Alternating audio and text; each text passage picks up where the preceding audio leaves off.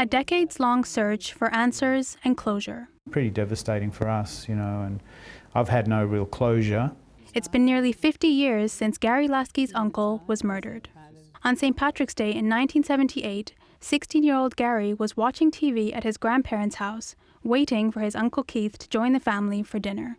Normally we sit down around about 6 o'clock for dinner, and it was well past 6 o'clock. We were just wondering what had happened to my uncle because he hadn't turned up. He later learned that his uncle Keith Hyman was one of 3 men, along with Paul Pace and Robert Wortman, who were brutally murdered at a jeweller's office in Melbourne CBD. Police suspect the murders at the Manchester Unity building were connected to a jewellery heist. While there have been suspects over the years, nobody has been charged over the deaths, and 8 missing diamonds worth around $30,000 have never been recovered.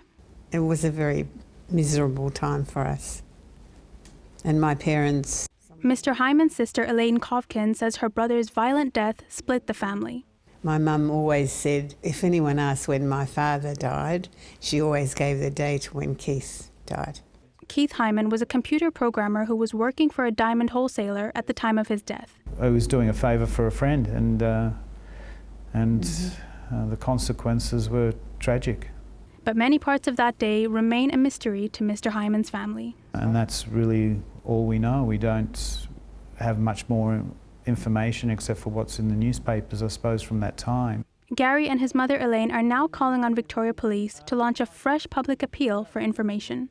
Victoria Police has acknowledged how difficult it has been for the victims' families as homicide detectives continue to investigate the murders. A $50,000 reward that was announced back in 1978 is still in place. 46 years on, Gary and Elaine hold on to the memories they shared with their beloved uncle and brother. He would do anything for anyone. And he loved my kids. Ruth Brooke, ABC News, Melbourne.